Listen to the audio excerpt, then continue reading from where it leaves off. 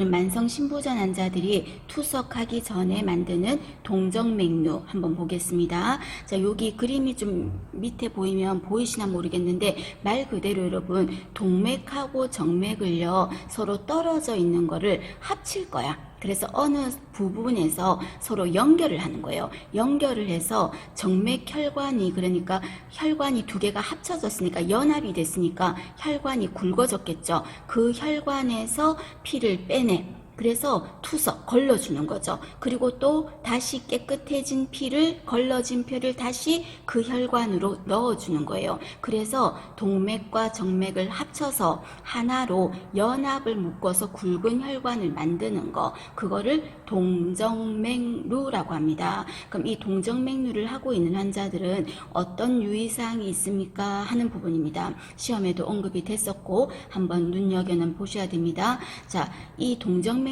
하고 나서 투석을 할 건데요. 투석이 하고 나서는 어떻게 해줘라? 마사지를 해줘라.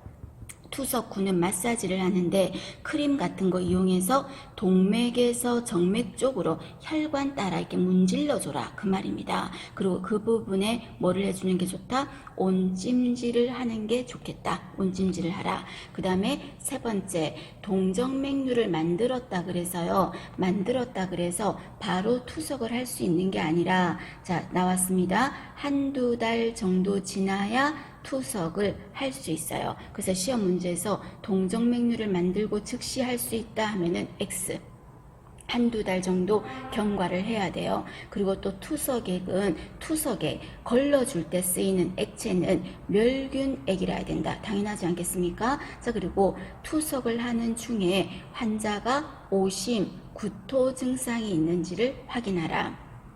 그리고 동정맥류를 여러분 정상적으로 제대로 가동이 되는 동정맥류라면은요, 내 몸에서 동정맥류 그 사이트에서 어떤 느낌이 들어야 되냐면, 우리 핸드폰 주머니에 넣어놨을 때 여러분 진동 오는 거 있죠? 드르륵 드르륵 진동 오는 거, 그런 느낌이 들어야 돼요. 그래서 5번에 매일 진동을 촉진한다. 그 말은 진동이 느껴져야 정상입니다. 만약에 그게 안 느껴진다면 다시 동정맥류를 다시 만들어야 되거든요. 그래서 매일 진동을 촉진한다. 그리고 투석하고 나서는 혈압을 재라. 왜? 피를 빼내서 하는 게 투석인데 빼내서 하는 그 순간에 환자가 혈압이 떨어질 수 있으니까 그것을 관찰하기 위함이다. 그래서 시험 문제에서 투석하고 나서 혈압을 재는 이유가 뭐냐 이런 말하면 피를 빼냈잖아요. 피를 빼내면 내 몸의 BP는 어떻게 돼요? 떨어지잖아. 그래서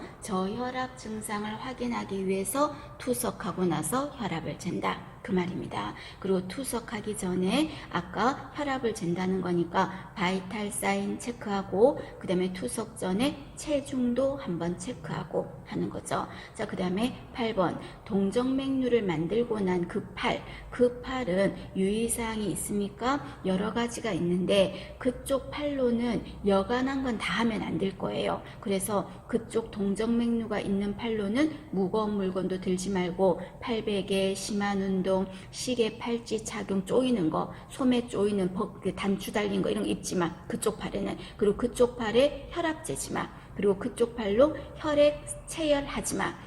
그쪽 팔로 정맥주사, 수액하지 마. 그 말입니다. 그리고 그쪽 팔에 상처가 생기지 않도록 주의하고 하는 겁니다. 알아두시고요. 그 다음에 이런 환자들은 전부 다 무슨 환자들입니까? 동정맥류를 만들었다 하면은 그 환자는 질환이 뭔데요? 만성 신부전이잖아요. 만성 신부전 환자는 신장의 기능이 거의 망가졌다고 보시면 돼요. 그럼 이런 환자한테는 어떻게 한다? 이런 환자한테 투석하는 이런 환자들한테는 단백질과 열량, 칼로리 잘 주고, 그 다음에 특히 만성 신부전 환자들은요, 몸에 수분이, 소변이 안 나갔죠. 그럼 소변이 안 나가니까 나도 안 나가. 누구였죠? 칼륨. 그리고 칼륨 친구 누구였죠? 인. 그래서 이 칼륨을 다른 말로 포타슘이라고 하거든요. 그래서 포타슘과 인이 이 만성 신부전 환자들은 엄청 많아. 그래서 절대 포타슘과 인이 안 그래도 체내에 많은데, 혈액 안에 많은데 더 많이 주면 안 되겠죠. 그래서 포타슘과 인을 제한한다 그 말입니다. 되셨습니까? 전체적으로 여러분 한번 눈도장 찍으세요. 자, 그 다음에 이번에는 빈혈의 종류입니다. 자, 빈혈의 종류 중요하죠? 먼저 빈혈의 종류를 여러분이 적으셔야 됩니다. 첫 번째는 출혈 때문에 생겼대요. 그리고 이때는 뭐를 준다? 철분을 주겠대요. 그럼 출혈 때문에 생겼고 철분을 준다는 말은 뭐가 부족하다는 거죠? 철결핍성 빈혈이겠죠. 그래서 적으세요, 여러분. 철결핍성 빈혈은 뭐 때문이다? 출혈 때문입니다. 그리고 철분 줘야 되는 거죠. 그 다음에 이 철결핍성 빈혈은 임신부한테도 가장 많은 빈혈이 철결핍성 빈혈이었죠. 그죠? 그리고 철분을 줄 때는 오렌지 주스와 함께 주고 흡수 잘 되라고, 그리고 빨대를 쓰고, 그리고 변이 검어질 수 있다는 거 환자한테 교육하고, 그 다음에 빈혈의 종류 중에서 비타민 B 12번, 자, 12번이 부족해서 이거는 혹시 위암이 아닐까 계속 신경 써야 되는 빈혈. 그게 뭐죠? 악성 빈혈이죠. 적으셔야 되겠죠? 악성 빈혈입니다. 그 다음에 세 번째는 골수 기능이 떨어져서 생기는 빈혈은 뭐라고 합니까? 적으셔요. 재생불량성 빈혈이라고 하겠죠. 재생불량성 빈혈. 그 다음에 네 번째는 적혈구가 파괴됐대요. 혈구가 쪼개지고 파괴됐어. 그때 생기는 빈혈은 뭐라고 합니까? 용혈성 빈혈이라고 하겠죠. 자, 자세한 설명은 안 하겠습니다. 네 가지 용어 정의 기억을 하실 것, 빈혈의 종류들 기억을 하실 것.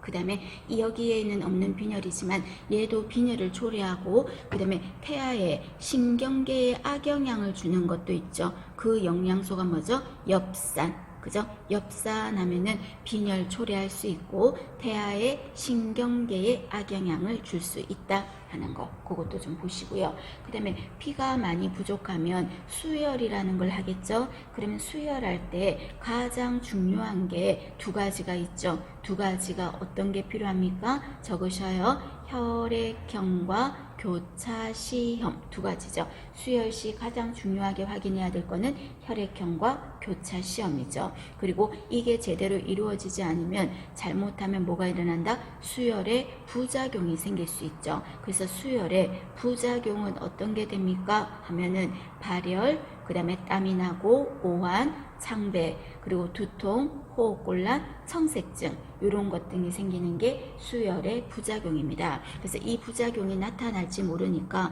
항상 환자 옆에 15분 정도는 수혈 시작하고 나서 앉아 있어야 돼. 앉아 있어야 돼. 그리고 만약에 나타나면 어떡할까요? 주입을 중지하는 거죠. 수혈 시 이상 반응이 나타났다. 그럼 어떡하라고요? 주입을 즉시 중지하겠습니다.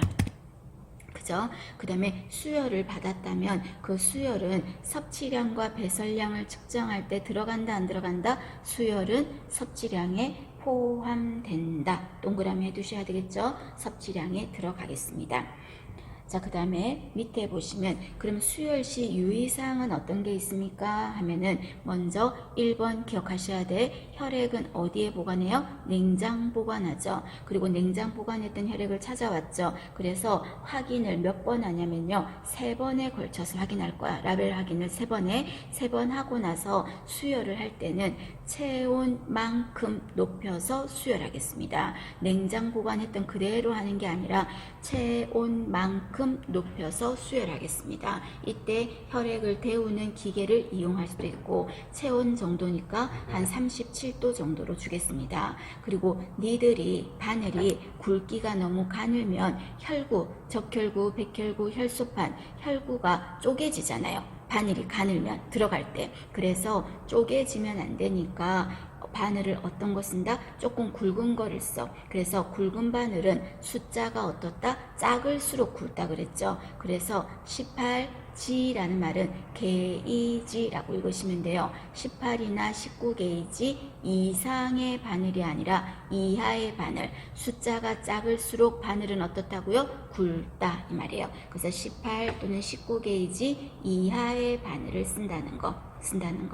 자, 그 다음에 4번 조금 전에 혈액형과 교차 시험 중요하다 그랬고, 왜 중요하냐면 부작용이 나타날까 걱정하는 거예요. 그래서 만약에 부작용이 나타난다면 얼마 안에 나타난다? 15분 안에 나타날 거기 때문에 15분 동안은 환자와 함께 있어줘라. 그리고 혈액병은 환자 심장에서 1m 높이가 좋겠다. 1m 높이가 좋겠다. 자, 그 다음에 여러분, 요 그림이 좀 연해서 잘 보이시려나요? 여기에 보시면 여러분, 여기 수액 세트처럼 생겼는데, 여기 안에 약이 똑똑 떨어지는 챔버라는 부분 있죠? 여기 안에요, 하얀색 필터, 여과막 같은 게 안에 들어있어요. 수액 세트는 여러분 실습 때 보셨을 때 수액 세트는 투명하게 수액 세트 떨어지는 게 보이지? 안에 딴 거 없었거든. 근데 수혈 세트는 안에 약간 하얀색 같은 필터 막이, 여과막이 요 안에 들어있어요.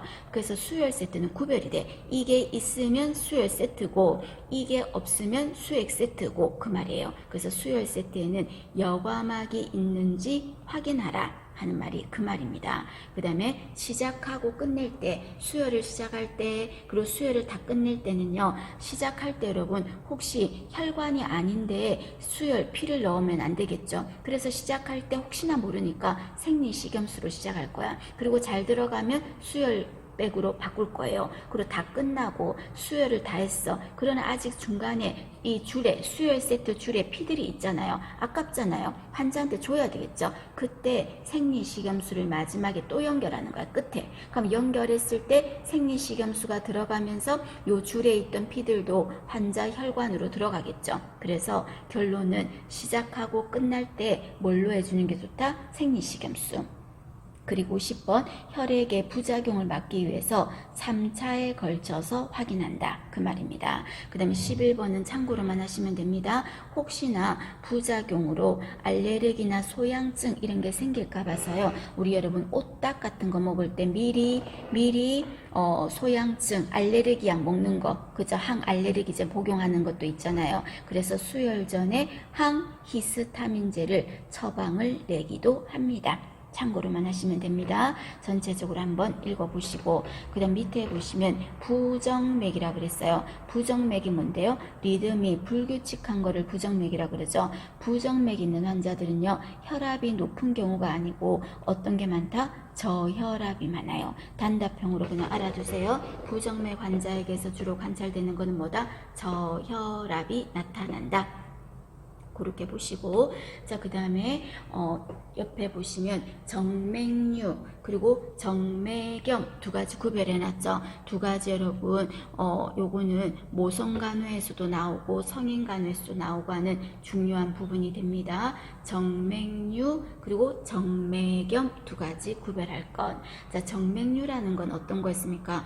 오래 서 있다 보니까 피들이 밑에 쏠려가지고 올라오지는 못하고 밑으로 눌려가지고 혈관이 블룩블룩블룩 튀어나오는 거를 정맥류라고 했잖아요. 그래서 이 정맥류는 자, 줄을 꺼보시면 장시간 앉아 있거나 서 있다 보니까 생긴 거야. 그럼 정맥류를 거꾸로 막으려면 오래 서 있거나 오래 앉아 있거나 하지 말라는 거죠.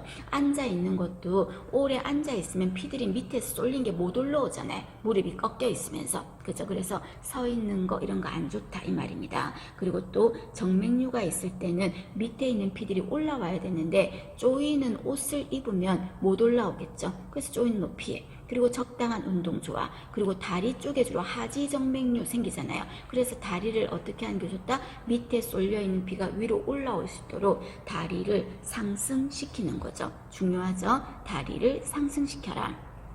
그리고 낮에 뭐를 신어라? 탄력 양말을 신어라. 낮에는 탄력 양말을 신어라. 그리고 어떻게 한다? 따뜻한 물에 좌욕을 해줘라. 그래서 정맥류 하면 여러분 치질이라고 하는 거 있죠. 그것도 일종의 정맥류야. 하지만 정맥류가 있는 게 아니라, 그래서 음부에도 있고 그 다음에 항문 쪽에도 정맥류가 있을 수 있어. 그럴 때는 따뜻한 물로 좌욕을 하는 게 좋겠다. 그리고 조금 전에 치질 이런 것도 정맥류라고 그랬죠. 그래서 배변할 때 힘주지 마라. 그 다음에 어떤 거는 좀 피한다. 조금 전에 따뜻하게 좌욕을 하라 그랬잖아요. 그러면 어떤 거는 피할까? 냉적용은 피해주는 거죠. 조심하세요. 냉은 하지 않고 따뜻한 온수로 좌욕을 하겠다. 그리고 순환이 밑에 있는 피들이 위로 올라와야 되니까 뭔가 꽉 끼는 신발 이런 거 안 좋아. 그리고 또 피를 피떡지게 하는 게, 피를 응고시키는 게 뭐예요? 칼슘이죠. 이런 칼슘 같은 게 정맥류에는 안 좋겠다 이 말입니다. 되셨습니까? 자, 반면에 여러분 정맥염은 이거는 왜 생기는 거예요? 요거는 안 움직여서 생기는 거야. 혈전성 정맥염 이런 거 들어봤죠? 그래서 얘는요 안 움직여서, 그래서 그거를 부동이라고 하죠. 안 움직여서 생겼어.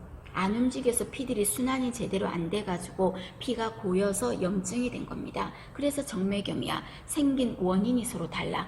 정맥류는 오래 서 있거나 이래서 생겼다면 정맥염은 안 움직여서 생긴 거예요. 그런데 이미 생겼을 때는 여러분 어떻게 해야 된다? 안 생겼을 때는 자꾸 움직여주면 되겠지. 근데 이미 생겼을 때는 그때는 움직이면 안 돼요. 이미 염증이 진행됐으니까. 그럼 이미 염증이 진행됐을 때는 어떻게 한다? 안정입니다. 안정하고요. 그 다음에 영양 잘 먹고요. 그 다음에 정맥염이 생겼을 때는요. 마사지 하지마. 마사지 안 좋아. 마사지 안 좋고, 그 다음에 만지지 말 것. 만지지 말라는 마사지 같은 거 하지 말라는 겁니다. 그리고 염증이 있을 때는 무조건 그 부위를 어떻게 해줬어요? 올려줬어요. 그래서 하지를 상승시킬게요. 그리고 또 이때 아까 정맥류일 때는 온수로만 해줬죠. 냉을 안 했죠. 근데 정맥염일 때는 얼음 주머니도 대줄 수도 있고요. 또 온 따뜻한 주머니도 적용할 수 있겠습니다.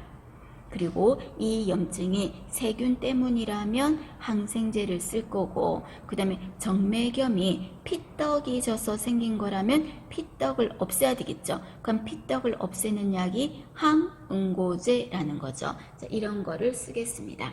되셨습니까? 자, 그러면 참고로 여러분 이 사람이 정맥염인지 아닌지 알아보는 방법에서요. 그 밑에 보시면 호만징후라는 게 있거든요. 자, 호만징후는 요 그림에서 보이십니까? 자, 의료진이 환자 다리를 펴서요. 편 상태에서 발을 발등 쪽으로, 발가락을요. 발등 쪽으로 위로 젖혀. 위로 젖히면 이때 정맥염 환자는요. 종아리 있죠. 종아리라든지 무릎 뒤 있죠. 요런 데가 막 뻗치면서 아파. 종아리라든지 무릎 뒤쪽이 막 뻗치면서 아파. 발을 발등 쪽으로 제껴 올렸더니 그거를 뭐라고 한다? 호만징후 검사라고 합니다. 여기에서 양성이 나왔다면 당신은 뭐라고요? 정맥염입니다 라고 할 수 있다고요. 그렇게 한번 봐주시고요. 자, 그 다음에 밑에 보시면 순환기계 질환이라고 되어 있죠. 자, 순환기계 질환 하면은 세 가지를 한번 언급을 해보면요. 혈압 들어가겠죠? 혈압. 그 다음에 또 순환기계 질환에서 관상동맥이 일시적으로 좁아져서 생기는 건 뭐라고 합니까? 협심증. 그 치료제는 니트로글리세린, 설화에 투여한다.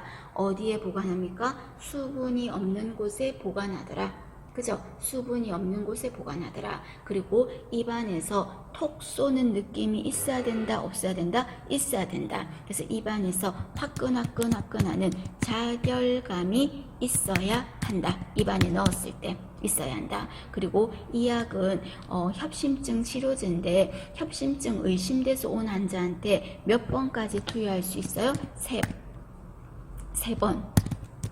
3회 연속 투여할 수 있어요. 만약에 3회 연속 투여했는데도 효과가 없다 그러면 당신은 뭐라고요? 심근경색증입니다 라고 하겠습니다. 그래서 니트로글리세린은 협심증 치료제다. 설하에 투여한다. 그렇게 봐주시고요. 그 다음에 세 번째는, 자, 이번에는 좁아진 게 아니라 여러분 3번은 뭐라고 했어요? 폐색이라고 했어요. 폐색은 막힌 거야. 그래서 관상동맥이 막혀서 이쪽에 피가 제대로 안 가고 산소가 안 가서 심장 근육이 딱딱하게 된 질환의 이름을 뭐라고 합니까? 적으셔야죠. 심근경색증이라고 하겠습니다. 심근경색증.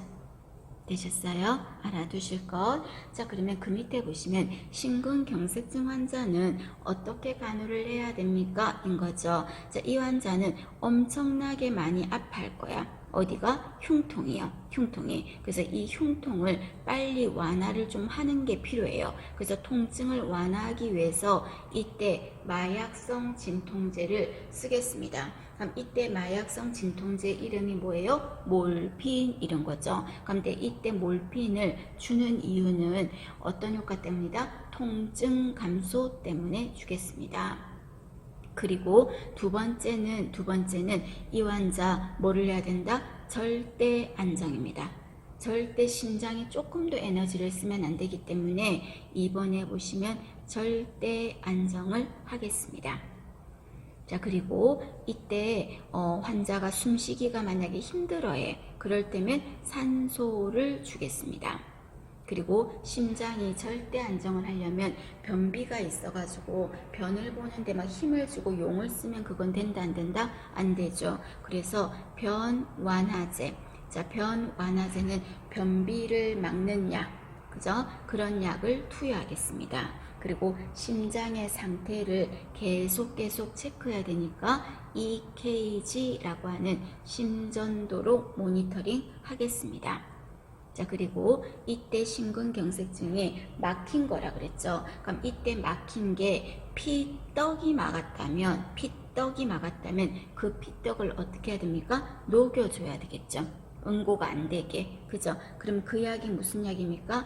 응고를 막는 약 항응고제를 투여할게요.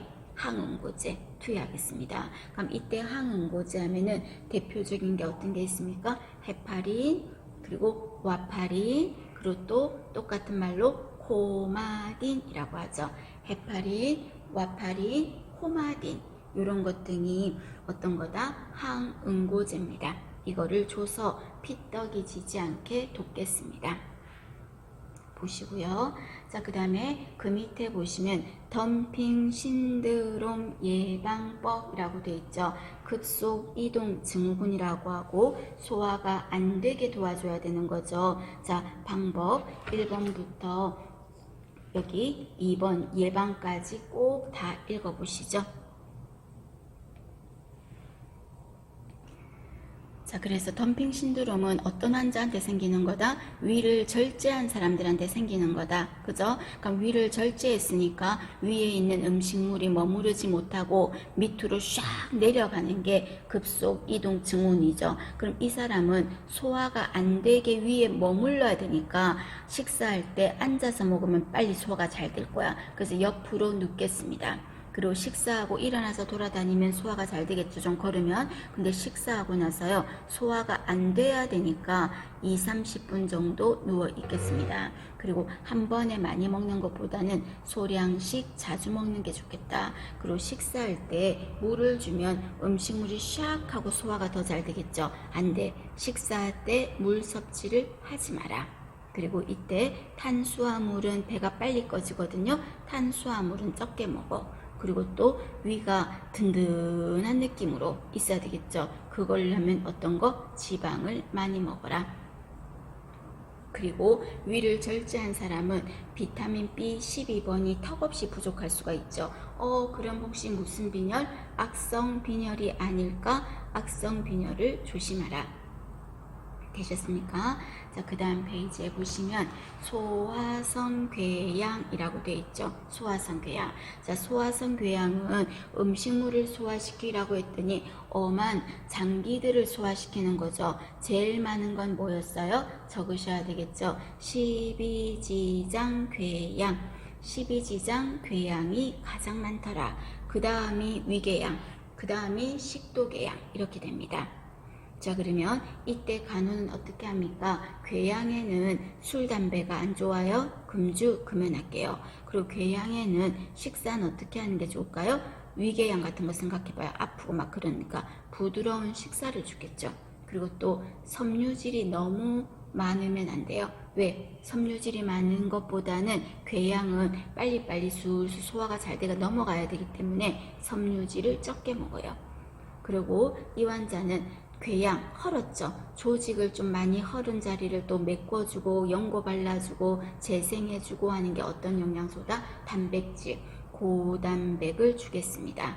그리고 절대 시험에서 많이 먹으라는 건 없어요. 한 번에 많이, 소량씩 자주 하겠습니다. 그리고 이때 제일 중요한 거는 궤양에는 어떤 약을 반드시 피해야 된다? 피 하는 말 들어가면 안 돼. 피해야 된다. 피. 아스피린이라는 거, 금지라는 거. 되셨습니까? 그렇게 정리하셔야 됩니다. 자, 이번에는 역류성 식도염이라는 겁니다. 역류성 식도염. 자, 역류성 식도염은 체중이 쭉쭉 빠질 거예요. 제대로 못 먹었어요. 그래서 정상 체중을 유지하라. 그리고 소량씩 자주 천천히 먹어라. 그리고 이때 기름진 거 안 좋아. 술, 담배, 커피 이런 거 다, 초콜릿 이런 거 안 좋아요. 궤양에는. 그리고 신과일 주스 이런 거, 새콤한 과일도 안 좋아요. 새콤한 것도. 그리고 또 토마토, 탄산음료 이런 것도 피하고요. 되셨습니까? 자, 그 다음에 밑에 보시면 단백질은 많이 먹어주고 식사 중에 물을 마시지 마라. 그리고 또 6번에 보시면 고섬유질 식이를 하라. 섬유질이 많은 거 먹자는 겁니다. 섬유질 많은 거. 그 다음에 식사할 때는 역류성 식도염일 때는요, 누우면 오히려 더 욕효과로 위로 올라올 수 있어요. 그래서 앉아서 식사하고 나서 바로 눕지 말고, 그리고 그 다음에 취침하기 2시간 전에는 음식을 먹지 말고, 그 다음에 상체를 약간 올린 다음에 해서 취침을 하라 그 말입니다. 상체를 약간 올려라. 전체적으로 한번 역류성 식도염 9번까지 한번 읽어보시겠습니까? 정리하십시오. 그래도 이것도요.